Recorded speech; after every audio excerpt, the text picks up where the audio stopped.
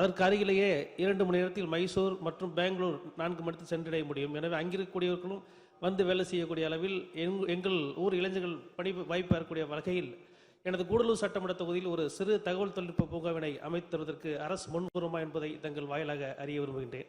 மாண்புமிகு அமைச்சர்.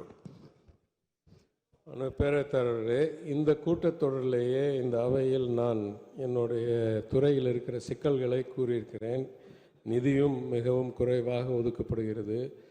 மற்ற மாநிலங்கள் போல் எல்லா தகவல் தொழில்நுட்ப பூங்காக்களும் எங்கள் துறையில் செயல்படுறதில்லை. ஒரு சின்ன பங்கு தான் இந்த எல்கோசஸ் மட்டும்தான் எங்கள் துறையில் செயல்படுது.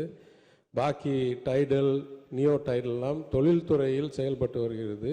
அது அசாதாரணமான சூழ்நிலையாக இருந்தாலும் அதுதான் 20 ஆண்டுகளாக தமிழ்நாட்டில் நடந்து கொண்டிருக்கிறது. எனவே யாரிடம் நிதியும் திறனும் அதிகாரமும் இருக்கோ அவரிடம் கேட்டால் அவர் செய்து கொடுப்பார் என்று நான் கருதுகிறேன். எங்களிடம் இல்லை. அது மாண்புமிகு உறுப்பினர் கேட்காங்க. மாண்புமிகு அமைச்சர், இதெல்லாம் நீங்க உள்ளுக்குள்ள பேசி சிஎம் பேசி முடிவு எடுக்க முடியாது.